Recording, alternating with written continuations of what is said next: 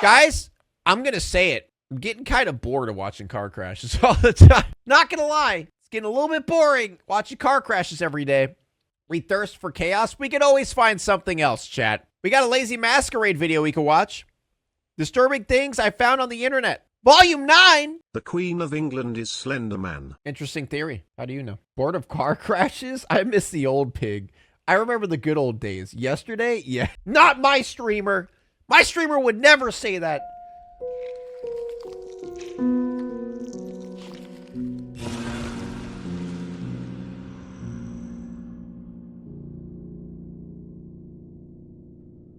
Managing finances can be a real headache. Chat, there's all kinds of crashes. We could, like, not just car crashes. We could just watch people falling off of buildings.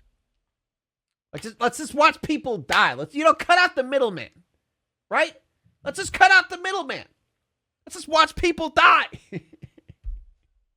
That'd be great. Just the other day, I realized I was being... Has pig gone crash woke? All right. All right. What is this? Rocket Money? There's the link, chat. There's the link if you want it. ...with premium. That's rocketmoney.com/lazymasquerade to get started for free. I do need money for rockets? Well, there you go. I'm sure for many of you, video games were a big part of your childhood. And I bet you can remember one or two old school classics that got you hooked on the medium. Yep. I grew up in the 90s playing Super Mario 64 and Crash Bandicoot from the comfort of my own home, and occasionally still boot up the old consoles for a nostalgic night in with the boys. But if you were young in the mid-1980s, you'd likely have spent more time playing games in the arcade. Retro classics. Dude, you want to know what was so sad? There was a arcade bar that opened up in a town near me, and it was like I was so excited because they were like my brain. I was excited because I was thinking, oh yeah, it's gonna be like a bunch of old classic arcade games, and then you could drink, hang out with people, and that it'd be so fun, right? And it opened up. There were like 3 machines in there. I didn't end up going in there. My wife actually went in there with her friends. She told me there was like 3 machines there, and that's it. Like, huh? You're gonna promote this as a arcade bar, and you got 3 arcade machines? I was so upset, dude. Like, imagine a full arcade, but it had like a bar and maybe like a VR section and all this other shit. Why is Twitch chat better than YouTube chat? We're not doing AI. Seriously? It's like... We're not doing AI. Nope. No more AI. No more AI. I'm done with it. It's like Pac-Man, Double Dragon, Donkey Kong, and who could forget 1985's Bionicpigtv minigolf. I appreciate it's a bit of a deep cut, but allow me to set the scene. You're in a dark, empty arcade, staring into a bright, pixelated screen, and while rummaging through your pocket for a few coins, you see this.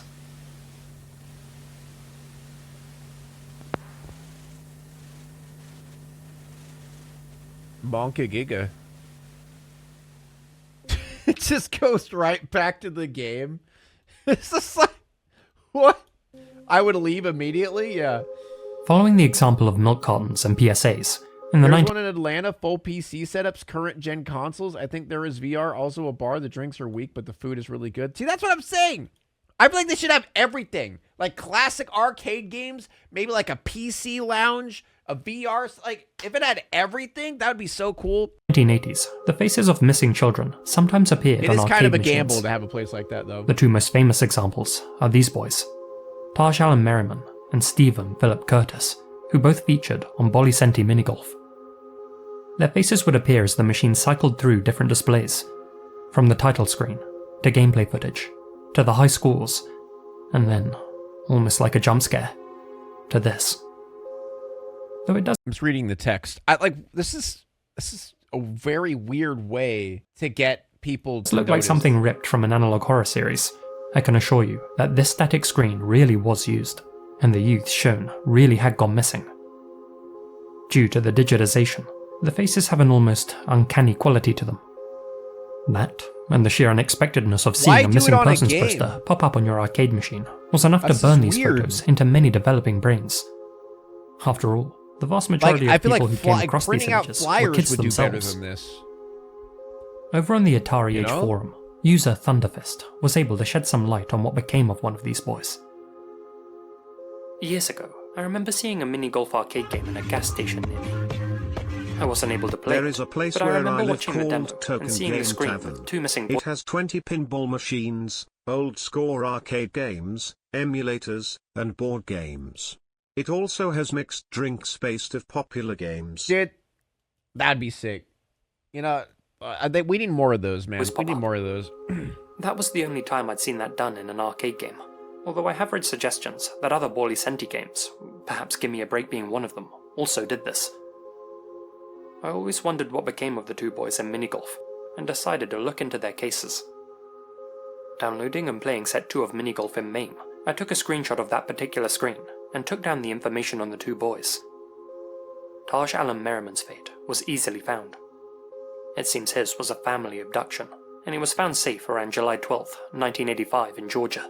Okay, that was the date the mother was arrested for the abduction, according to the Beaver County Times. The mob abducted him? I haven't been able to find anything on the other boy, though. Searching through old online resources, it does seem that Taj was found. But, as Thunderfist stated in his post, there's no information online about Stephen.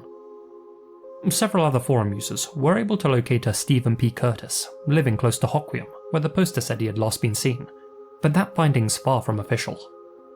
It's not like Stephen Curtis is a particularly unique name after all. As far as I'm concerned, Stephen's whereabouts and well-being remain inconclusive. Taj and Stephen weren't the only lost children to appear in these chilling arcade ads though.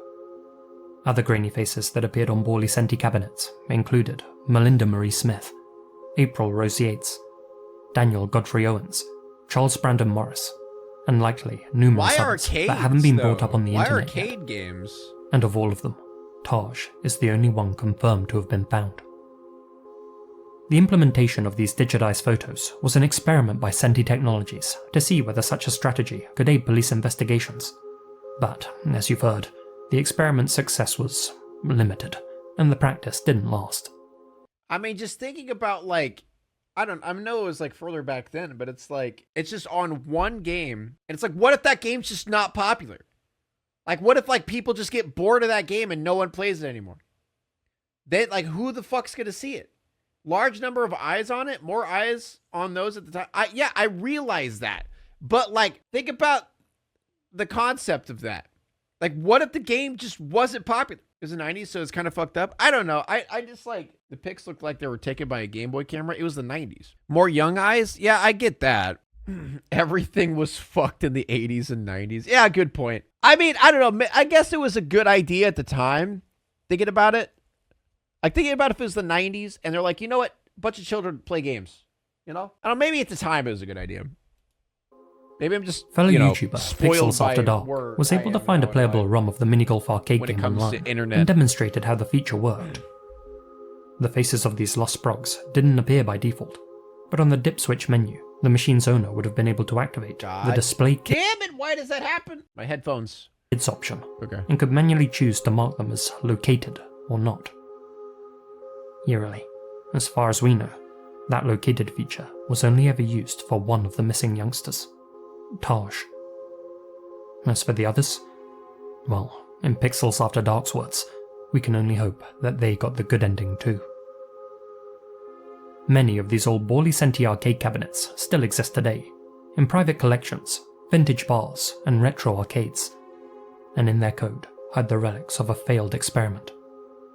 The only known photos of lost children, immortalized in a video game.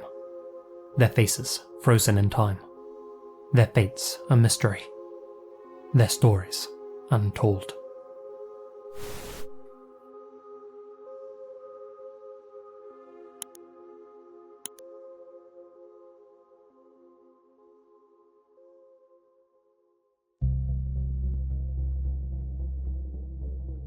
Sorry, I was texting my sister. Depending on how you look at it, social media... Bro, not the good ending line. I missed it! Sorry, I was... what happened? Vintage bars and retro arcades. and in their code hide the relics of a failed experiment. The only known photos of lost children, immortalized in a video game. Their faces frozen in time. Their fates a mystery. Their stories untold. Okay, you guys confused me. Everyone was saying the good ending? Okay, you were just talking about earlier. Okay. Stop cheating on us, pig. Shut up!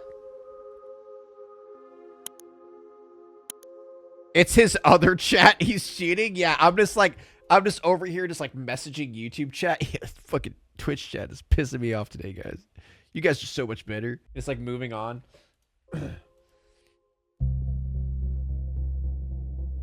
So the kids are DLC? Alright.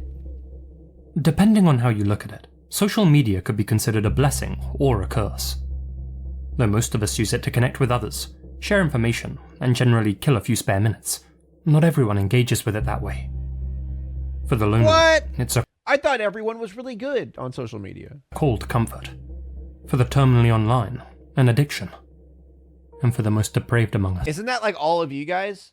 Be honest, chat. How many of you are terminally online? Be honest. Come on, be honest. Come on. Don't be scared. Don't be scared. I definitely am. Only for you, pig. I can quit when I want.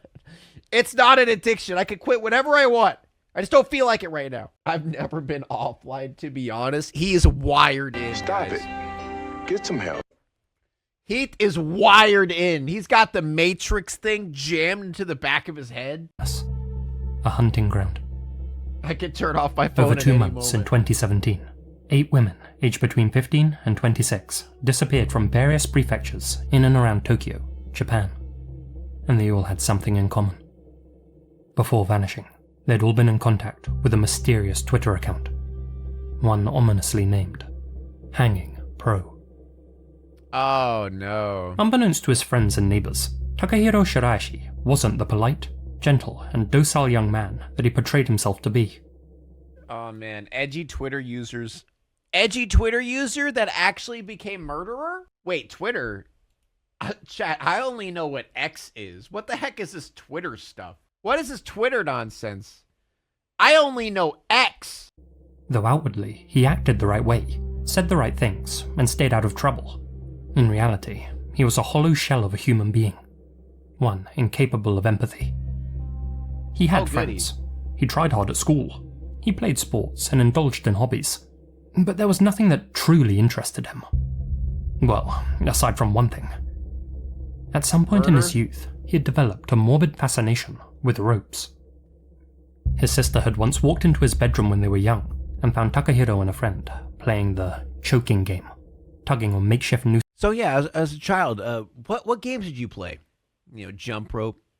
Maybe you skipping around with your friends doing the whole like hopscotch thingy. Some fun fact. This is God so fucking damn sad, it! yo. Carl!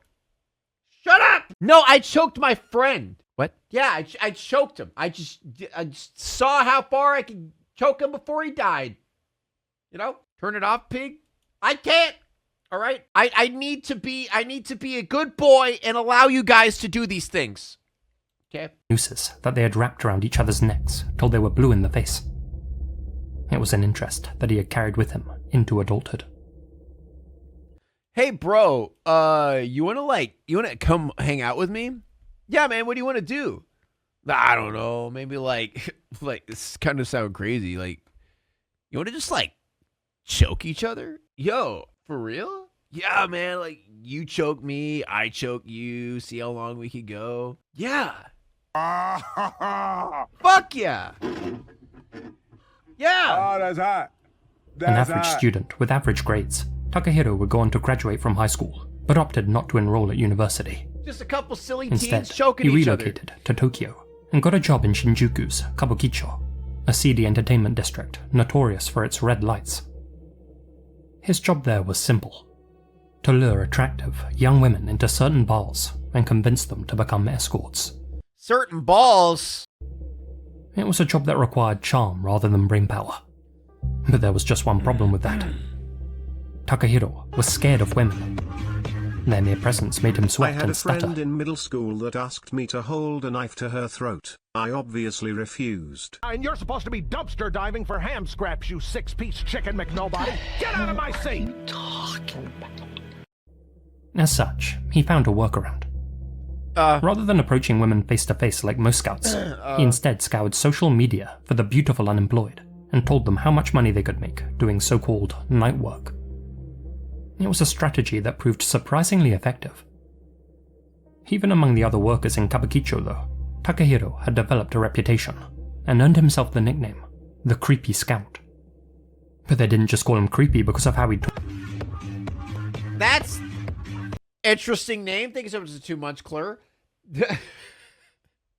Imagine being proud of that nickname. Yo, we're gonna call you the Creepy Scout. What? Or the way he acted, but also because of his eyes. More specifically, because of his vacant, lifeless stare. Those who spoke with him said that whenever they looked into Takahiro's eyes, it was like he wasn't there. Well, everyone soon learned that Takahiro's eyes weren't the creepiest thing about him. His chat history confirmed that he had been trying to lure high schoolers into becoming escorts. People began posting his picture online, along with the caption, "Watch out for this guy," which in turn led to Takahiro being arrested and given a 14-month suspended sentence in 2017. People are scary, this is why I trust no Now one. jobless, Takahiro Same. relocated to nearby Zama, where he rented a squalid one-room apartment for $250 a month. What? What? Where? Where can I get that? I want that. $250 a month? I'm moving to Japan. That's it, Amy. We're moving to Japan. Fuck America. $250 a month. Everyone pack up. We're all moving to Japan. This place sucks. What? I don't know what year this was, but what? What? Broke, loveless, and isolated, he chose not to seek out new employment. Instead, he continued 2018? Okay, so it's probably like $5,000 now. If we put into inflation, right? to spend most of his time online, scouting out young women.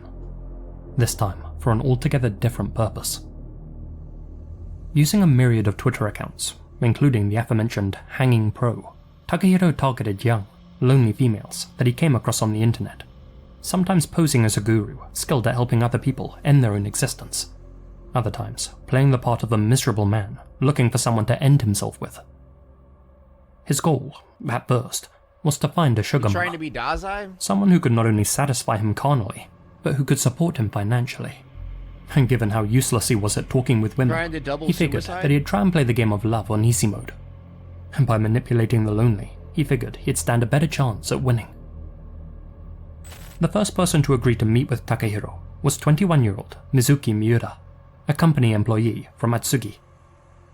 The pair met in person several times to discuss their mutual. Hey guys, I heard that if you go into chat and tell me the amount of ads that are being played to you right now, that you win. You just win. Like you just, good job. Good job, guys. Thank you for telling me the amount of ads. Keep going. Tell me how many. How many? Wow, that's great. Cool. Congratulations. Subscribe. Unhappiness. According to their chat history, Takahiro offered to let Mizuki live with him in exchange for a 500,000 yen down payment on rent. She accepted and moved in with him that August.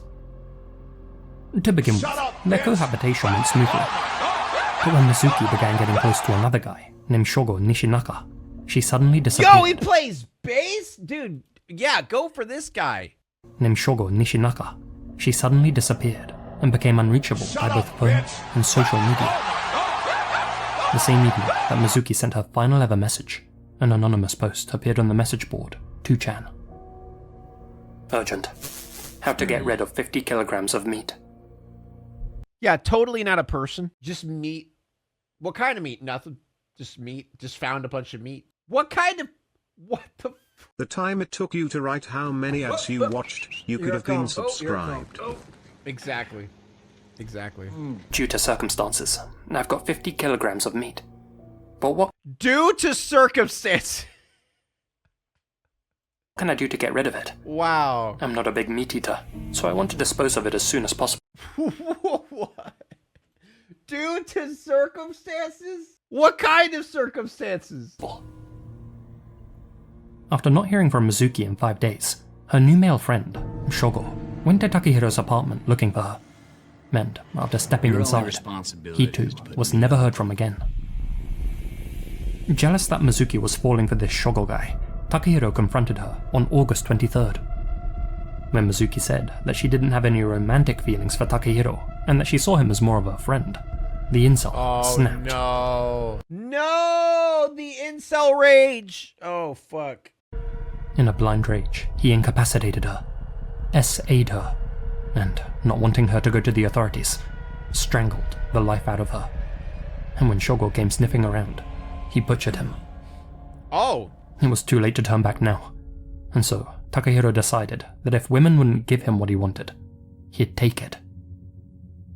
On the same Twitter accounts, Takehiro used carefully thought out hashtags to fish for potential targets, preying on the desperate and downtrodden. And given how many people in Japan are overworked and isolated, it wasn't long before he started getting bites. His Twitter bio read, "I want to help people who are really in pain. Please DM me anytime." Through those DMs, Takehiro would build a rapport with those who contacted him.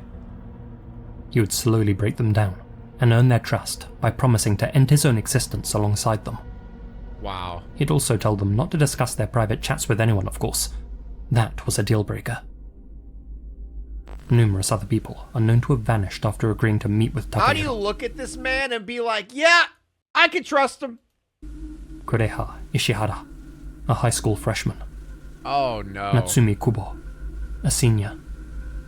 Hinako Sarashina, a university student. How Kazumi many? Maruyama, a convenience store worker. What the fuck? Akari Suda, a prospective manga artist. What the fuck? And Hitomi Fujima, a Stop! mother and housewife. Stop! After luring his victims back to his house of horrors, Takehiro would tranquilize them, rob them, SA them, and snuff them out using a piece of rope. How? How did it go on for this long? Many woke up and tried to fight back, but were ultimately unable to overpower him. He dragged each of their bodies into his bathroom, where he sliced them into pieces using kitchen blades, a handsaw, woodwork tools, and a pair of scissors. Okay. Most of their Jesus meat, Christ! as he called it, was hacked off and thrown out with his other garbage. He stored the rest of the remains inside picnic coolers and wooden crates, which he kept inside his flat. Following advice which he had allegedly received on 2chan, Takehiro topped the coolers with cat litter to help mask any foul odors. But what his neighbors thought was the smell of faulty drains was actually the pungent stench of death. Takehiro's ninth and final victim was Aiko Tamura, who disappeared on October 23rd. 9. 9 victims. How? This is 2018, right? I have never understood how people can dismember a person and not get sick or care. Well, yeah, because you're not a psychopath. Like, that's the thing. Like, you're not, like, yeah, you don't understand because you're not a psychopath. How? 9, dude. 9. Wow. After not hearing from her for several days, her brother became concerned about Aiko's whereabouts. After gaining access to her Twitter account, he discovered the unsettling messages that Takehiro had been sending her. The brother contacted another woman that Takehiro had messaged, one who had met with him in person. This woman agreed to act as bait in a sting operation. Using her Twitter account, they contacted Takehiro and arranged to meet with him at a nearby station. How? On Halloween night, 2017. Like, does no one have any idea where any of these people go or disappear to? Like, do these 9 people, do they not have friends? Do they not have parents? Do they not have, like, hey, mom, I'm gonna go hang out with this guy I met? Or, hey, hello? Hey, best friend, I'm gonna go hang out with this one guy I met online. Like, how does no one out of 9 people, that's crazy. The two met and walked back to his apartment. Upon their arrival, undercover officers stormed the residence and demanded to know where Aiko was. Takehiro pointed to one of the small boxes that filled the living space and coldly stated, "She's in there." The coolers and crates were filled with the heads, arms, and legs of Takehiro's 9 victims, with most of their meat scraped off. A combination of DNA testing, CCTV evidence, and phone data helped the investigators uncover the identities of all 9 victims. Takehiro had taken their lives at a rate of more than 1 per week, and he had no intention of stopping. In fact, he had already met with 4 other women who he was working on, including the decoy who had played a role in the sting. For obvious reasons, the media dubbed Takehiro the Twitter killer. How have I never heard of this? Takehiro didn't deny responsibility for the snakes, and stated, "I'm sorry for having killed some of my victims, the ones with whom I spent a lot of time, and I'd like to apologize to their families. Oh, shut the fuck up. But for the others, I don't really feel a deep sense of regret. If I hadn't been caught, there it is. I would regret nothing." Yeah, there it is. In Takehiro's words, he would have continued his spree forever. Yep. Or at least until he found a woman who would support him financially. His defense tried to spin a different narrative, saying that Takehiro was actually a good Samaritan. Let me guess. Insanity? Is that what we're gonna do? We're gonna plead the insanity situation, right? One who only wanted to help desperate women pass on with dignity. But Takehiro... What? That's even worse! A good Samaritan who wanted to help desperate women pass on with dignity. Bro, you chopped them up! What are you talking about? They're trying to spin a narrative saying that he's trying to assist them in suicide? Oh my god! That is... wow! Like, at least Insanity's like that makes sense to an extent. But like, what? himself laughed at the absurdity of that story, and admitted, "Not a single one of my victims consented." In response, Judge Naokuni Yano said that Mr. Shirashi had not only taken 9 lives, but had, quote, trampled on the dignity of the dead. Yeah. And on December 15th, 2020, he sentenced the 30-year-old to death. Good! Even though Takehiro is currently behind bars, he is reportedly still looking for a wife, one who he hopes will bring him things from the outside world. I know many women are... You know what's sad? You know what's sad and disgusting? He'll probably find some women. 100%. Because there is a weird thing where some people love murderers. Like, some people love killers. I don't get it. Never will. But yeah, he probably will find someone. And her name is Lady Death. Serial killers, he told an interviewer. A few have already been in touch. Takehiro better make it a fast courtship though. After all, he may not have much time left to enjoy married life. In Japan, the date of an inmate's execution is kept secret, even from the convicted and their family, and they're only notified on the morning that they're set to perish. Dude, that is beautiful. That is great. Yes, I love that. I love that they don't know when they're gonna die. That's perfect. They just get to sit there in pure agony, not knowing when the day is gonna come. He's gonna sit there and just be like, is today the day? Am I gonna die today? It's gonna mentally destroy him from the inside out. Good. As such, Takehiro will wake up every morning, however many he has left, wondering if that might be the day he loses his life. Good. Well, I don't do narcotic victory dance for nothing. Fittingly, okay, I guess be at just the this end once I can do it for nothing. Ew, ew, ew. the rope.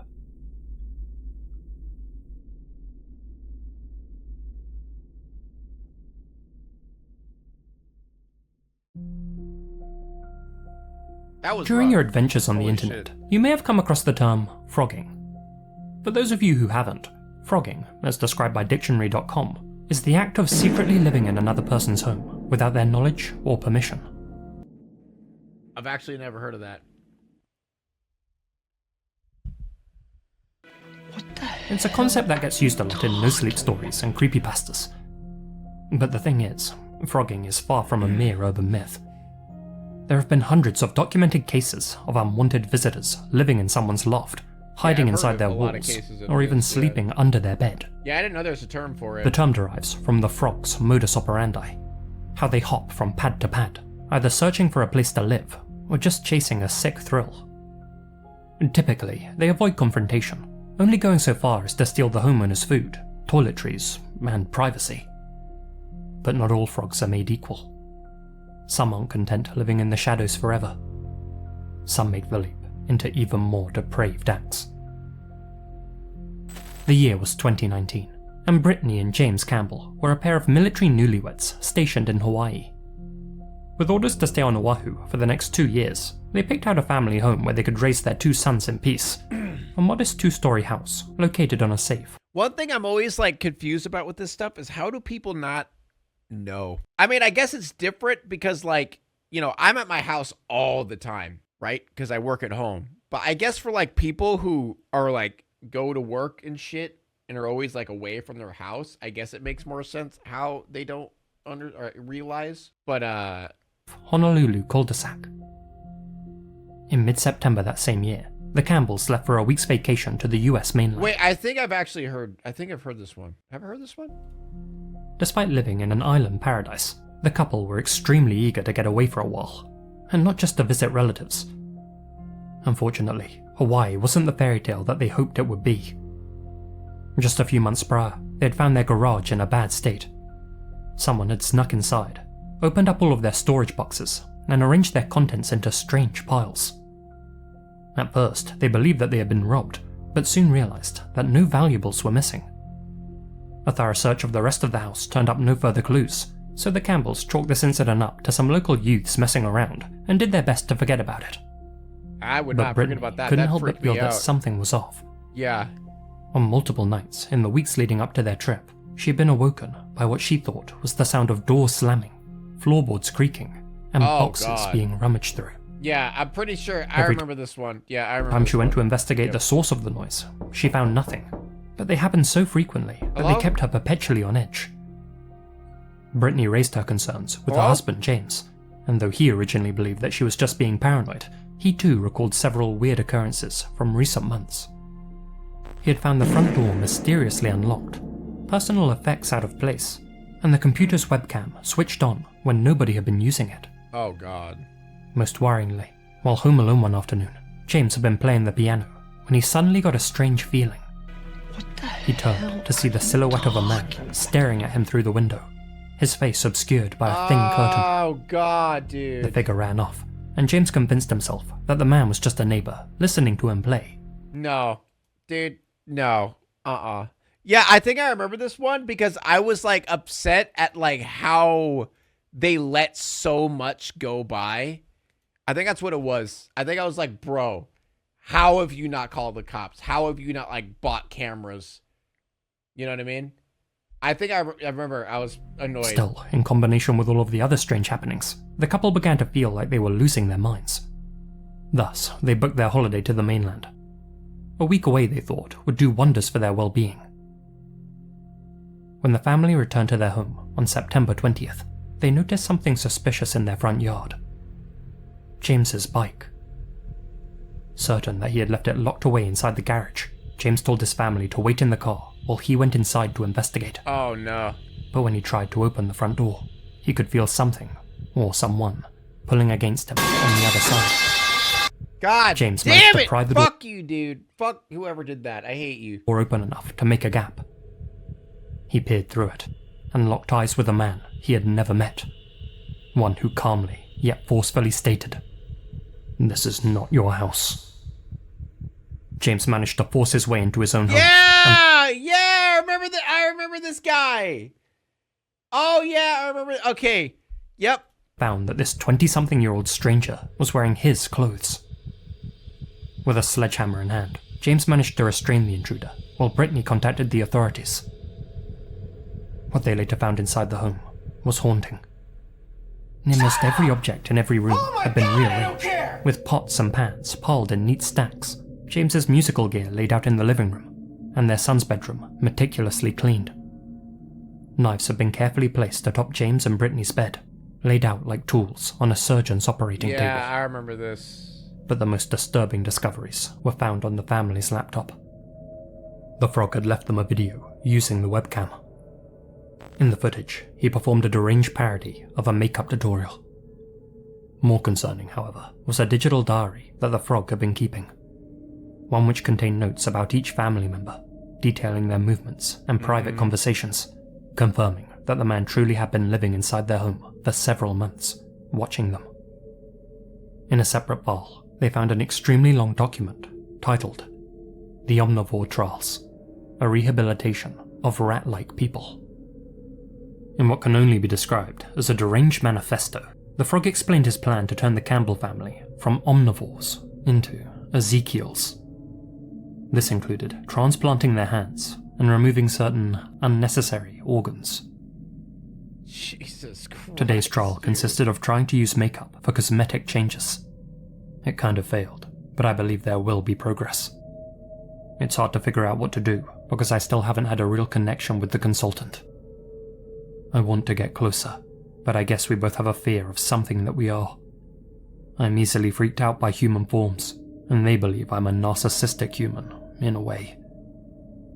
I just want them to look perfect. Ah, yes, I want them to feel food beautiful. Group, Ezekiels, yeah. I believe that even the way they are is possibly one of the most beautiful creatures I've ever seen. But I'm a weird guy, so I guess that's why. But the trials will be completed. We will all have a base home where we can go if needed, and eventually we'll have other homes and places that we can go to enjoy our lives. The frog used that same laptop to research surgery utensils for sale, and it googled how to perform certain operations. Vials of pills were found inside the living room, and it's believed the frog had gathered these to sedate the family members in preparation for their transformations. A message on James's calendar simply read, "Your rehabilitation starts today. Do as I did. Yeah. Choose a house. Clean it. Set up all devices." Yeah, I remember basically bro was like about to kill him that day. Like he was planning on killing him that day. The term Ezekiels made a little more sense when the authorities arrived to arrest the frog. He was 23-year-old Ezekiel Zayas, and he'd been living in the crawl space above the Campbell's second-floor bathroom. He wanted to play doctor on us, recalled Brittany. He wrote about how he could make us into perfect people. Had the Campbell family not gone on vacation when they did, they may well have woken up one night to find themselves in a nightmare scenario. One that doesn't bear thinking about. After his arrest, Ezekiel faced burglary charges and was subsequently released under supervision. However, he was taken into custody again in 2020. This time... Dude, don't you love our justice system? Yeah, bro was living in your house for an entire month and plotted to kill you. Yeah, I think he's good to go. Yeah, I think we can let him go. I think, he's fine. We'll just keep an eye on the guy, nothing crazy. It'll be fine. It'll be fine. For vandalizing a Buddhist temple. While incarcerated, Ezekiel demonstrated his willingness to kill by beating and stomping on the head of his 62-year-old cellmate, Vance Grace. This attack was completely unprovoked, and guards were unable to stop him from slaying Vance due to faulty locks on their cell door. Ezekiel pled guilty to the lesser charge of manslaughter and was sentenced to a total of 40 years. Wow. Understandably, the Campbells have since left Hawaii and moved into a new home on the mainland. Though, given what they went through, I wonder if they'll ever really feel at home again. God, I know. After something like that, I can't imagine how long it took for them to sleep at night after that. That is crazy. That's so crazy, dude. I'd move. Well, yeah, they did, but it wouldn't matter. It wouldn't matter where you moved to. I would dude, if that ever happened to me, I would just get cameras everywhere. Like everywhere. Alarms everywhere. Like lock Did you know everything. Godzilla's roar is made from a pair of gloves coated in pine tar that rubbed a contrabass string? The more you know. Pig, have you ever seen the movie Tusk? No, but I've watched someone talk about the movie Tusk. And it looks creepy and scary, and I don't want to watch it. Now it's time to walk away. I hope you enjoyed your stay. Did you laugh or cry or maybe subscribed? I'll thank you either way. You know I will miss you. I hope you return. Tell your friend or your mother to get me more views, please.